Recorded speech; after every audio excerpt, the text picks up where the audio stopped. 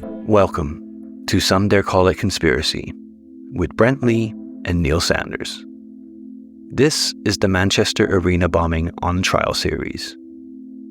On the 22nd of May, 2017, Salman Abedi detonated a bomb in the foyer of the Manchester Arena at the end of an Ariana Grande concert, killing 22 people and injuring hundreds more.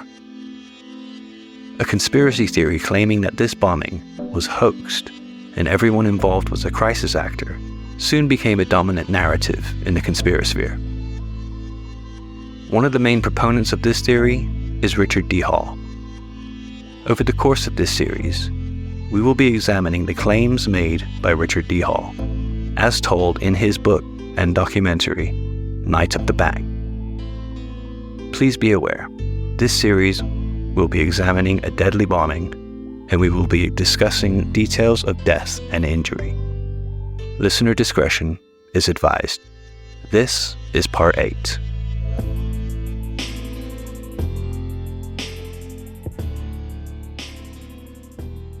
So we're on the home stretch. The injured, Ruth Morel, shouldn't be able to walk because she's got a bolt through her leg. We've already said that. That's adrenaline. Yeah. Richard said that Lisa Roussos turned up with no visible injuries at her daughter's funeral. Well, I mean, she's got a sling and her hand's in a cast, but yeah, there's no blood dripping down her, but like, Jesus Christ. Like, yeah, what do you expect? Yeah. And again, they were the ones that were forced to sell their chip shop because they couldn't afford to live there. Adam Lawler, he says that basically he thinks that he was glassed, but there's a picture of them earlier that day, him and Olivia, in Manchester, and with no scars on his face.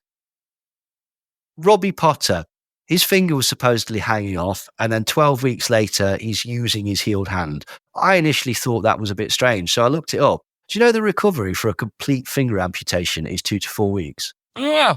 No, I thought that as well. I thought surely it must take much longer than that. So by 12 weeks, he's well in the clear. And it wasn't completely severed anyway. It was dangling by skin and tendons, but it wasn't completely cut off.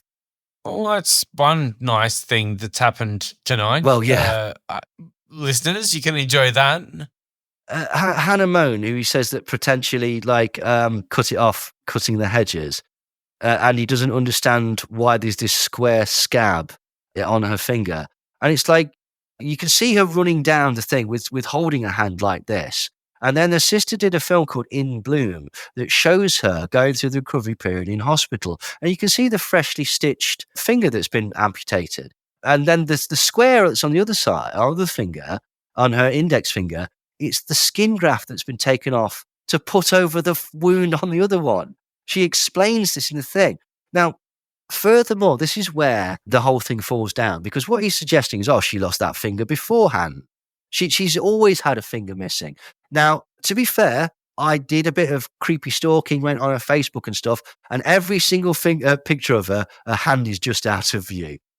So I couldn't find that. However, it suddenly struck me. It's like she's at school. You remember being at school. You're at school with 1,000 other kids. Uh-huh. Are you seriously telling me that nobody would have got on social media and gone, fuck off, she's lost her finger years ago? Yeah. You cannot hide that from school kids. Can you remember school? Everybody knew who you'd got off with. Everybody knew, when you'd been shouted at by your teachers. Everyone knew when you'd been grounded by your parents. You cannot hide shit like that from school. Lisa Bridget, he says that basically she's just folded her middle finger under, and then she just uses it. Oh, fuck You can't off. do that. Try it. Seriously. You Try prick. and use your hand with your middle finger. It just doesn't work. Exactly. You can't. Where she's accusing, Amelia Senior, 12 years old, who basically, she says, we ended up leaving a bit early because everyone had gone off the stage because it was just like the ending bit. That's just how teenagers talk. They're inarticulate. They've got hormones rushing around them. That's just, again, it's just ridiculous. Evie Mills, 14, he was there with her friend Millie Mitchell, and Millie Mitchell was in a wheelchair. And if you remember, Richard says that basically she was lying on a stretcher. She's got a wrist was broken and she's using her phone and stuff like that. And she sat against the wall, and Richard thinks they're fake. He's not told you about the third picture that shows her in the ambulance bleeding from a clear wound in her head with a swollen wrist. So he's focused on the first two, but he's not talked about the picture of in the back of the ambulance where you can actually see her wounds. Now, why was she able to cope like that and text on her phone? Probably adrenaline. I had a friend, I've told this story before, jumped off the top steps at Rock City, broke both his ankles, walked home 4 miles on them, didn't realize they were broken until he woke up the next day. Like, it happens. Now, if you remember, Richard said it was a bit strange that the girls don't mention each other when they're in their interviews, or in the interviews that he's seen, and that he suspects that they never met each other before the scripted event. If he'd just gone on their Facebook and he'd seen loads and loads of pictures of them together in 2016, they're clearly friends. They've clearly been friends for a long, long time. Richard just hasn't bothered to do his due diligence. Martin and Eve Hibbert, we've talked about that basically. Like, he got it wrong about the, he was stood with Eric Cantona, the scars in the wrong place for a herniated disc, and the X-ray. He's misunderstood what the X-ray looks like. So we won't even bother with Martin. Amy Barlow, she was the one that was filmed running down the steps. And then as soon as she gets outside, she starts squealing and bleeding through her legs. And they say that it's fate. And they say, why is this? How has that happened? So I had a look, and apparently it's adrenaline. Adrenaline is what's called a vasoconstrictor, i.e. it stops the blood from flowing. Does this make sense? When you go to fight or flight, you try not to die. Yeah. So she's run off, and the second she's got out, hit the cold air, stopped, taken stock of the situation, and the adrenaline's worn out, then she started bleeding. That's it. It's as simple as that, basically. Then there's Lisa Bridget, who's the person that he went and filmed secretly at her place of work, which is, again, it's just ridiculous. Like, and the most silly thing about that is Genevieve Lewis saying, well, she's clearly lying because she hasn't got a scar on her face. She has got a scar on her face. It's here. It's just here. It looks a bit like a dimple because of luckily where it went. But yeah, she has got a scar on her face. And these fuckers are judging her. It's silly, isn't it? So again, we can see that with all the dead and all that, it's ridiculous. So we're on to finally the interview he did with the Truth magazine. And he says, it's a public inquiry. Why aren't they showing videos? It's dead children, Richard. It makes sense not to watch it over and over and over. He says, why aren't they showing things in the inquiry? And he says, well, because the inquiry isn't there to establish if these people died. Everybody's on board with that. Everyone thinks they died. It's there to let the surviving witnesses have a picture of their loved one's final moments. And I'll say this again. You know who doesn't like the inquiry and who does think that there's gaps in it? Martin Hibbert, the very person that's actually suing Richard.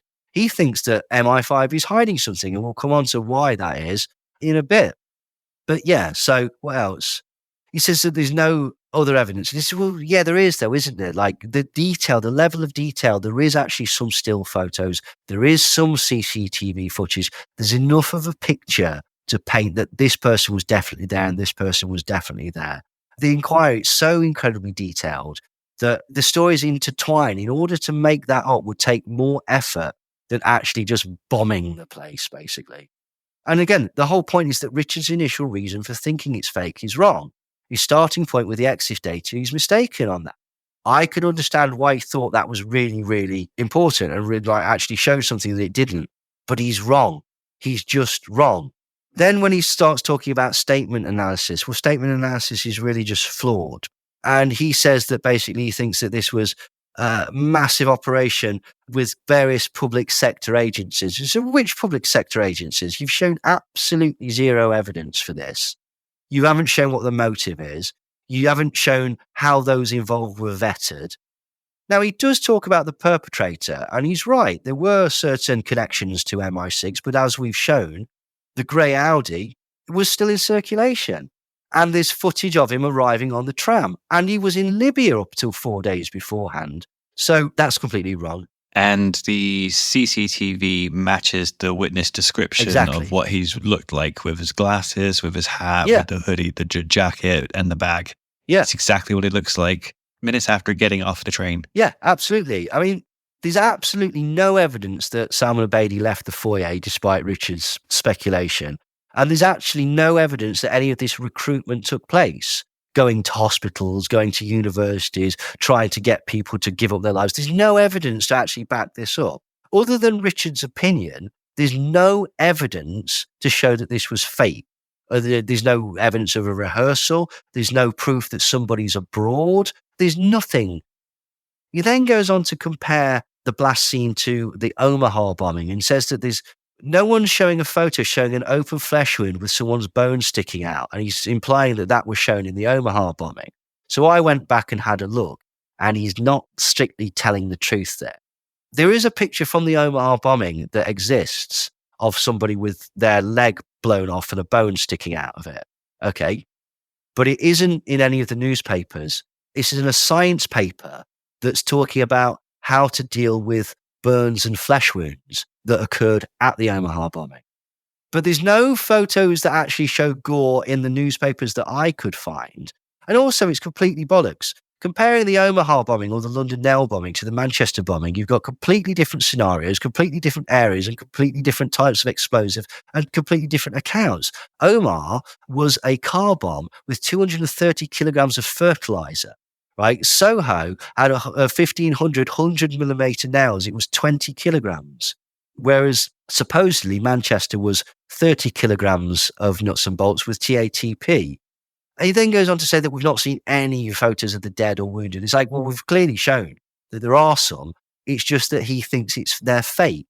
But you can't have it both ways. You can't say that there are none. He says, why were people not showing pictures and why have pictures not emerged on the internet? It's like, these are dead children. If I phoned up the Sun and says, I've got a picture of some dead children, you want to publish it? They go, no. And if I put that on my Facebook, you'd probably be arrested for indecent imagery. When he says that people will say that the lack of evidence doesn't mean that it didn't happen the way that they say, but once you look at other things such as first-hand witness statement, the official narrative falls apart. That's massively ironic because there's literally no evidence that he provides for his claims other than people's opinions, essentially.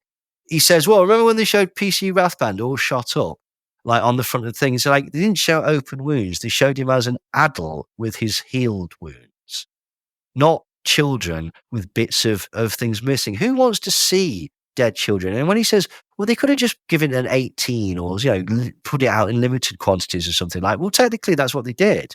They showed it to a very limited number of people. If you'd have shown it with an 18, sooner or later, it's going to get on the internet somewhere. Someone's going to see it. So probably best to just leave it alone, to be honest.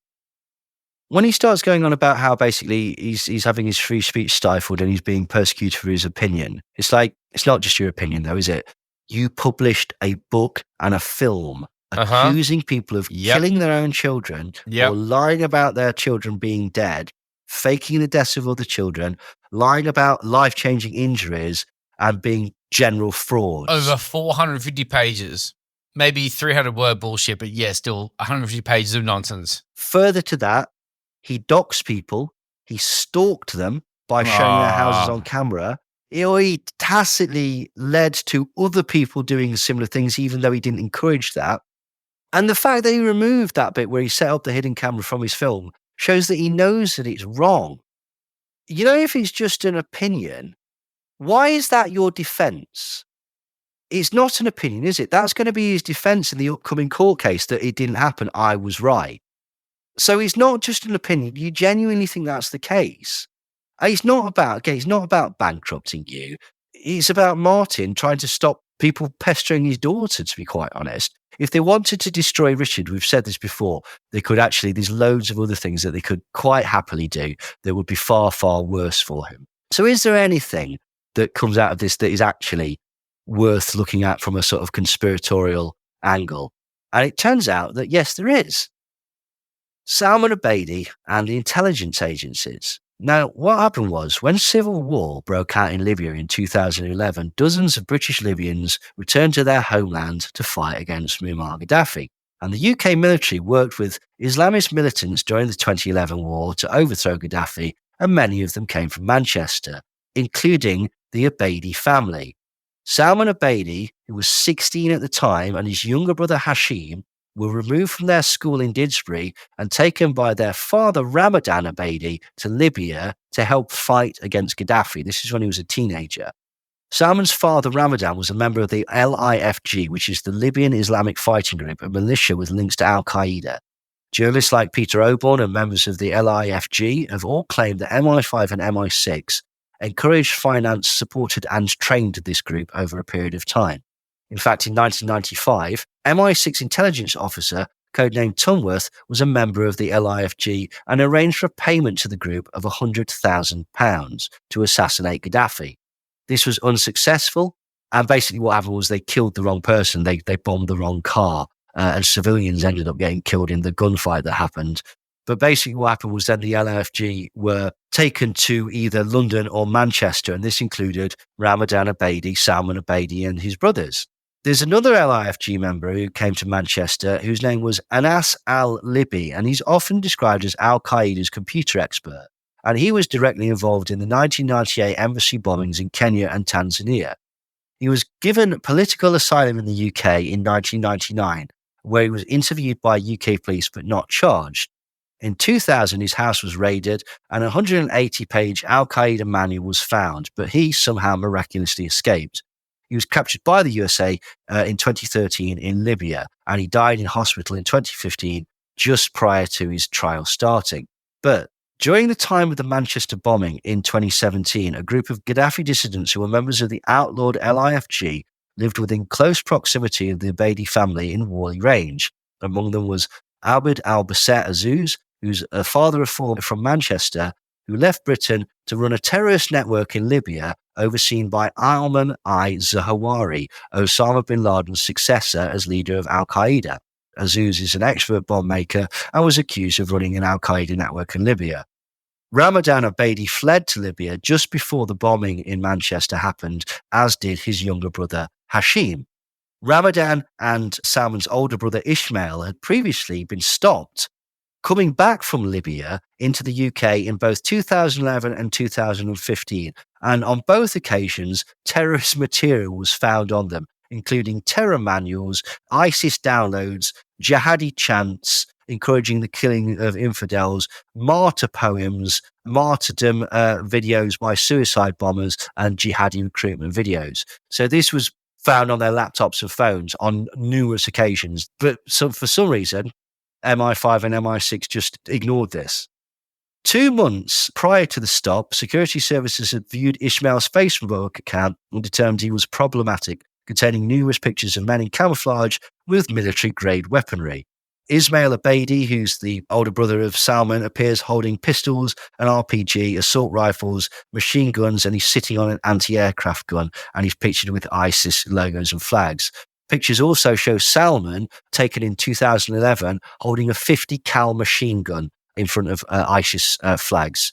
But despite this, the family was allowed to travel to and from Libya several times with no problems, only being stopped once. And when they did get stopped, they found terrorist material on their devices. Strange. Basically, after they came home from the civil war, Salman got involved in gang culture and he drank and did drugs. He was pretty badly behaved at college. And even when he was at college, 2 people called anti-terrorism hotlines on him. About 18 months before the bombing, suddenly Salman had a massive religious awakening and became incredibly devout Muslim. However, MI5 first noticed Salman in 2010 due to his links to other persons of interest. So in 2017, he'd been on the radar for nearly a decade.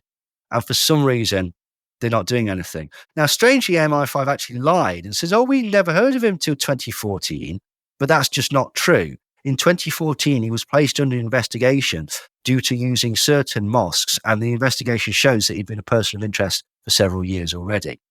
Just after this, in 2014, Salman and his brother Hashim travel again to Libya, and for some reason, MI5 suddenly closed their investigation and say that basically he's not involved with extremists, despite the fact that he's literally gone to an extremist terrorist training camp in Libya at the time. Now, what happened was, in Libya, they got into some sort of bother and they ended up having to be rescued by the Royal Navy. And Salman and his brother were brought back to the UK on the naval ship, the HMS Enterprise. In early 2015, Salman's friend Abdel Rauf Abdallah is charged with terrorism and is sent to Belmarsh prison. His phone is confiscated and it contains several messages from Salman saying that he wants to become a Shaheed, which is a martyr or a suicide bomber. So again, this picture is starting to build up. After the bombing in 2017, Abdallah reportedly told a prison guard that he knew Salman was planning something, although he never used this as a sort of way to sort of get his sentence shortened. Later, he claimed total shock and that Salman was not a likely suicide bomber, so it could be that guard's lying, but we just don't know. In October 2015, MI5 reopened their file on Salman, but strangely closed it on the very same day.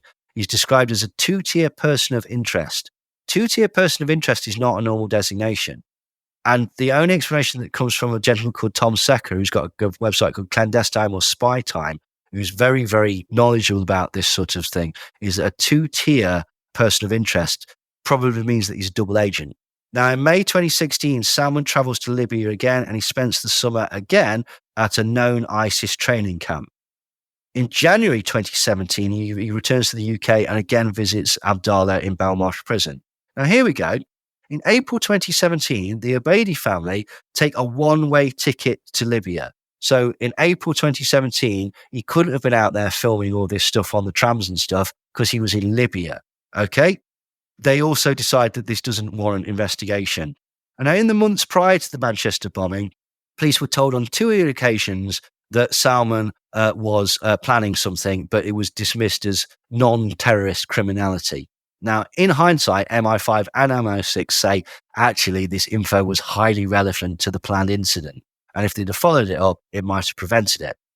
There's an MI5 meeting on Salman that is scheduled for the 31st of May. But on the 22nd of May, 4 days after returning from Libya, he carries out the attack.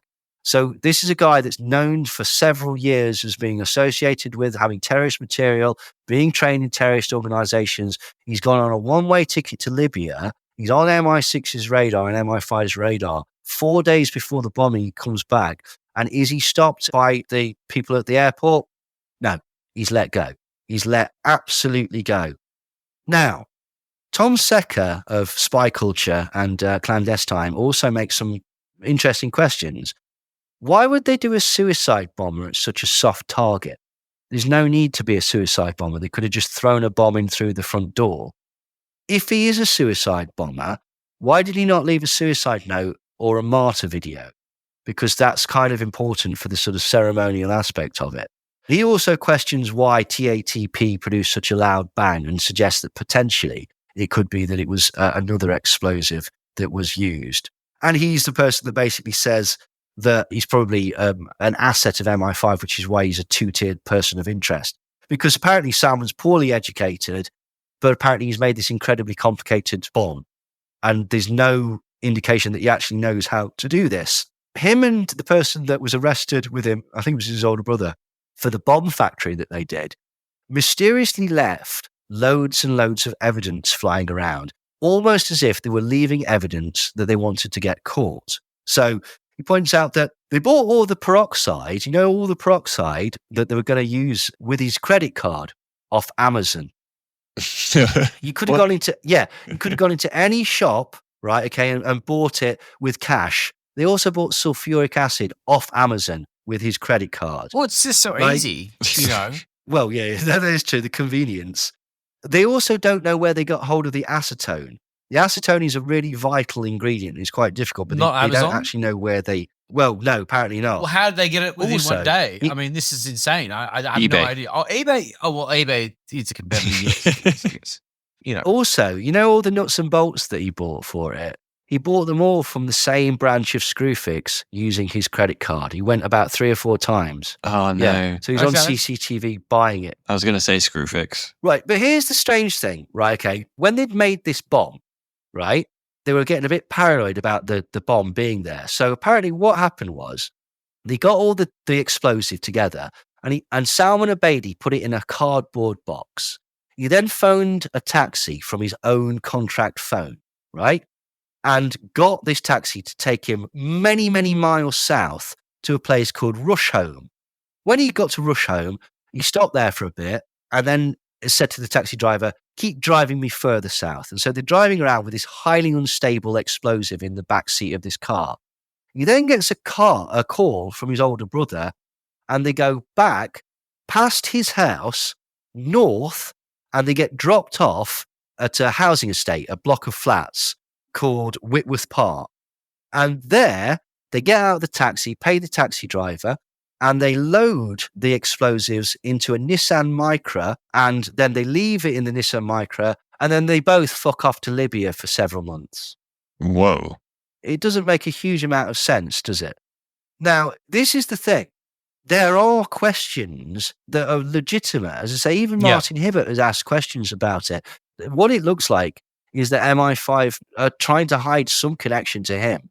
And so they're sort of only releasing the information that people need to know. I mean, Tom Secker goes even further. I don't necessarily agree with this, but he points out that there was a time that it was reported in the English press that certain top military brass, unnamed, had told people that if Jeremy Corbyn got elected as Prime Minister, they would enact a military coup on the government of the UK. And this was reported in lots of newspapers. It never said who it was. Now, the upshot of the bombing at Manchester was that political campaigning was cancelled, which put a right stopper on Corbyn's campaign. Now, it's pure speculation, but Tom Secker speculates that maybe they decided to do a false flag operation and blow up some people because that was an easier option than a coup later. Do I believe that? I have no idea. Yeah. But here's the thing. That's a more plausible conspiracy than Richard's. Is it definitely true? No idea. Absolutely no idea. But Richard's avoided that. So let's be fair. So, okay, I think he's wrong. I think he's totally wrong. I think the theory's wrong. I think the way he went about it was totally wrong. The only sympathy that I have with this is that if I was in Richard's shoes and I believed the EXIF data and I believed that Genevieve Lewis was the professional that she claimed to be, then I could understand why he felt that there was a strong case. But let's look at all the reasons that Richard's theory is wrong. 1, the EXIF data, it isn't EXIF data, it's IPTC data showing when AP registered the data in New York at 7 in the evening. Because it's a 12-hour clock, that's why it says 7:11. It's 7:11 p.m. New York, not 7:11 a.m. Manchester. And other versions, basically the ones that are 3 and 4 in the morning, that's different computers in different time zones, be registering it in other different time zones. So there's nothing suspicious there, basically. 2, the foyer window doesn't actually show light coming in. It's the reflection of the large white light on the opposite wall. 3, statement analysis is not reliable. It has never been shown to work. Even if it does, Genevieve Lewis made several errors by not having a baseline, by having prior knowledge of the theory, by believing the morning theory, so having confirmation bias, and ignoring regional accents and expressions. 4, the grey Audi was registered to the same person from 2015 to 2023. Why would it still be part of a secret plot and still be on the road? There's absolutely zero evidence showing Salman Abedi arrived in the car or left in the car, and there is actually CCTV footage of him arriving at Manchester Arena by the tram. 5, the inquiry, whilst not showing CCTV footage, is incredibly detailed and lists dozens of interactions, seemingly corroborated by other statements and pictures taken at the scene. It would be incredibly complex to create. Richard shows no contradictions or gaps in logic regarding the inquiry's timeline or basic findings. There is footage and pictures of the dead and wounded, but he simply thinks that these are not real. 6, TATP can actually make heat and light, particularly if mixed with other components. Even with pure TATP, there has been heat and light observed by some scientists. 7, Richard provides absolutely no evidence to back up speculations such as Safi Roussos being killed by neglectful parents or funerals being fake. He provides zero evidence to show that anybody is abroad or that anybody had injuries prior to the actual event. 8, his theory about Martin Hibbert is implausible. He is seen standing with Eric Cantona in February 2017, so that's not enough time for him to have catastrophic back surgery, get it together, be recruited to pretend it happened in May, and how would he conceal this injury and the fact that he was going from back surgery to all the people that he knows in his life? 9, Richard bases his theory on the presumption that crisis actors have been proven to be used in false flag operations, citing the Boston bombing. It has never been proven that the Boston bombing was either a false flag or used crisis actors. That is pure speculation. 10, the Bickerstaff evidence is weak and open to interpretation. The actions of Jordan Kennedy and the large crowd in the corridor indicate that the concert is over, contrary to Richard's beliefs. 11, he's wrong about injuries. He misidentifies a skin graft. He doesn't understand the recovery time for severed fingers. He misunderstands Martin Hibbert's X-ray.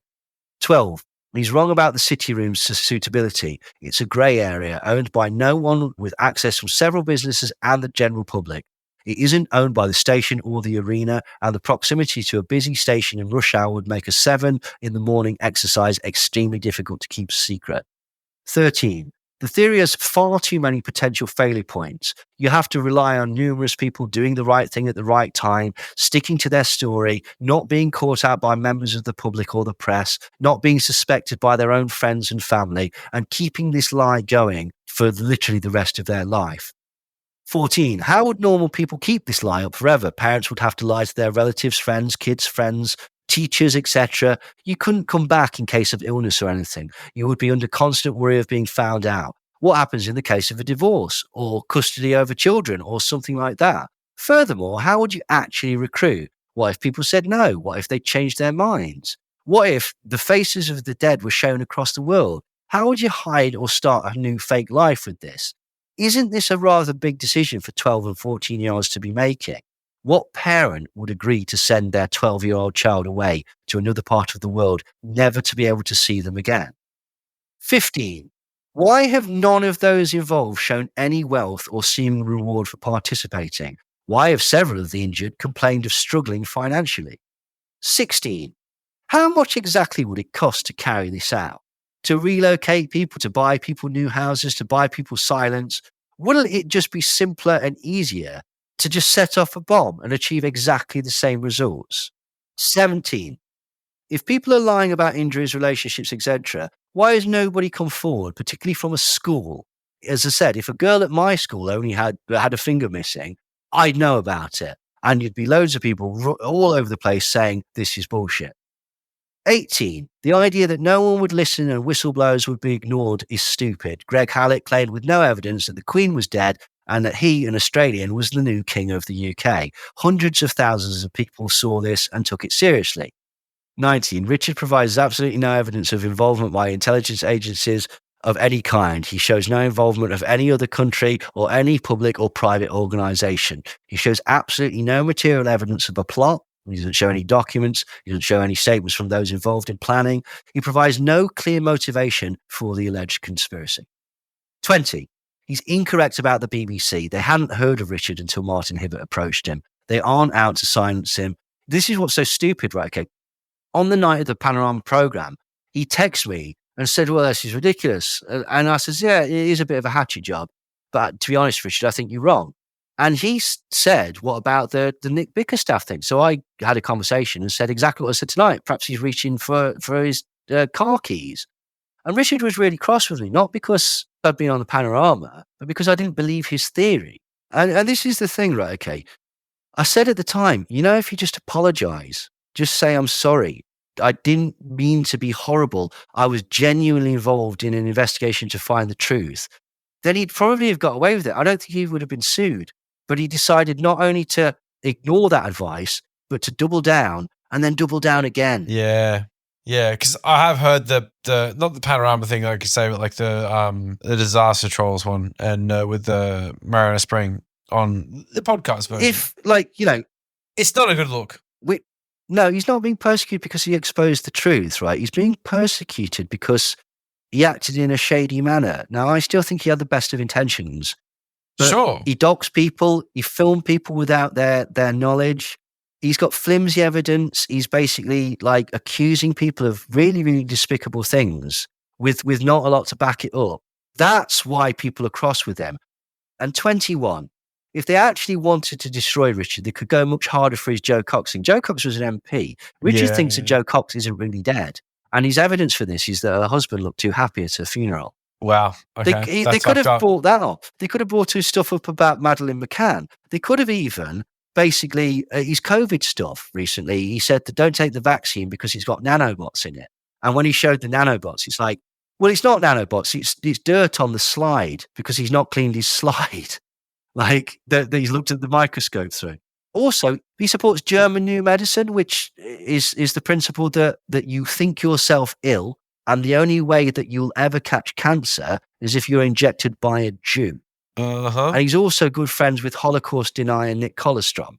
So if they wanted to destroy Richard, there are numerous other things that they could do. But I think we can fairly safely say two things. One, we did what Richard says that nobody's done, which is actually go over the evidence and give it a fair go. And two, I think we've annihilated his evidence. Yeah, I think so. I've also probably died slightly because there's it's been a hard one because I thought I'd be annoyed, but it's not been an easy one. Yeah, a lot of people tonight have been spoken about in the past tense, and they just went. They just went to a gig. They just went to a gig and they didn't come back, and that sucks. Yeah, and they've become a playing card or a punching bag or a a tool of the New World Order. But in reality, they're just people who just went to a gig and didn't come back, and that fucking sucks. This is the thing, and it's that closeness. And one of the reasons that I immediately sort of went, "This is bullshit, Richard," is because the firm that I work for, somebody who works in not the office that I work in, but our York office, she's one of the people that died. And I know loads of people that knew her. Her relatives have come into the office bawling their eyes out. So she's either lying to them or these are fabulous actors or whatever. And it's just like, yeah, this is bollocks, isn't it? Another friend of ours, his mate was actually a security guard in the event on the night. And he says that he's had to struggle both with post-traumatic stress disorder from seeing dead bodies, dead children, and then also constantly being harassed on the internet by people who are telling him that it's fake. And that he's part of it. Yeah. Exactly. That he's part of it. Yeah. Yeah. That is the worst part. And you know what? Here's the silly thing, right? Okay. Is, all the questions that Richard asked, we asked them as well, because we had to ask them in order to get to the bottom of it. We haven't upset anybody. We didn't set up a camera in anybody's front yard, and we found out more information than Richard. So this is the thing. I think people just need to be careful about these things. Remember, there's real people involved. And think about it. What you want to achieve, you can find these things out without hurting people. Absolutely. Oh, it's been a hard one today. That was a hard one. But thank you for sticking with us, Joel. And that concludes the series. Thank you for listening to Some Dare Call It Conspiracy, the Manchester Arena Bombing on Trial series.